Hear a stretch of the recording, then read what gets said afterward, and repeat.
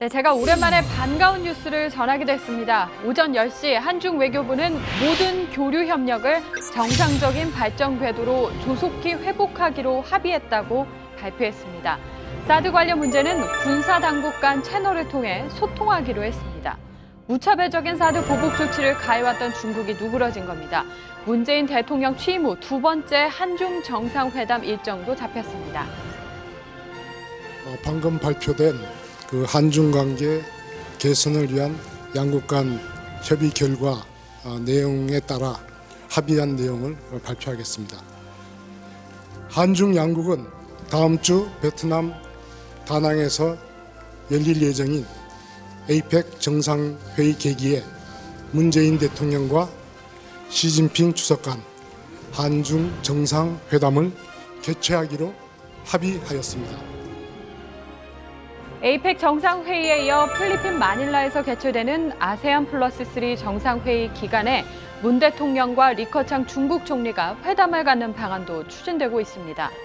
협의 결과에 이어 이런 내용을 발표한 사람은 청와대 남관표 국가안보실 제2차장입니다.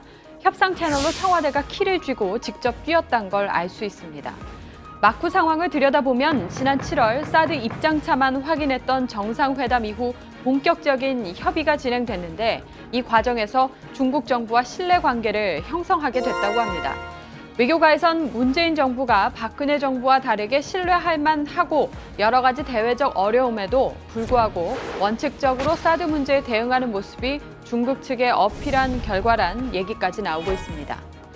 어제 강경화 장관의 국정감사 발언을 전해 들으셨던 다정의 가족분들은 머지않아 뭔가 소식이 있겠구나 예상하셨을 겁니다. 중국 관영 언론에서도 어제 심상치 않은 분위기가 확실히 감지됐습니다. 사드 막말하면 대표적인 황구시보는 사드 배치 지지자들은 김치만 먹어서 멍청해진 것이냐, 사드 배치 완료 순간 한국은 개구리밥이 될 것이다고 했었죠. 그런데 어제는 강 장관의 발언과 그런 강 장관의 발언을 중시한다고 했던 중국 외교부 입장을 자세히 보도했습니다. 我们重视韩方这3方面的表态，中方呢一贯反对美国在韩国部署萨德系统。我们希望韩方呢把上述的承诺落到实处，妥善地处理相关的问题，推动中韩关系早日重回平稳健康发展的轨道。 한국시보 쪽에서는 강 장관이 이른바 삼불 선언을 했다고 강조했는데 사드 추가 배치를 검토하지 않고 있고 우리가 미국 주도의 MD 체계에 참여하지도 않고 한미일 3국 협력이 중국이 우려하는 3국 간의 군사 동맹으로 가진 않는다는 내용입니다. 그러니까 중국이 이런 삼불 선언을 명분 삼아서 사드 보복 조치를 거둬들이는 그림이 만들어진 겁니다. 자동차, 관광, 화장품, 유통업계는 당연히 반기고 있습니다. 사드 부지를 제공했다가 보복의 표적이 됐던 롯데로선 감회가 남다를 것 같습니다. 불매 시위로 대부분의 중국 내 롯데마트 매장 영업이 중단됐고 피해액이 지금까지 6천억 원이 넘는 걸로 추산됩니다. 그러나 롯데마트 측은 중국 내 점포 매각 작업은 예정대로 추진한다는 입장입니다. 앞으로 매각 작업이 수월해질 거란 기대를 갖고 있다고 합니다.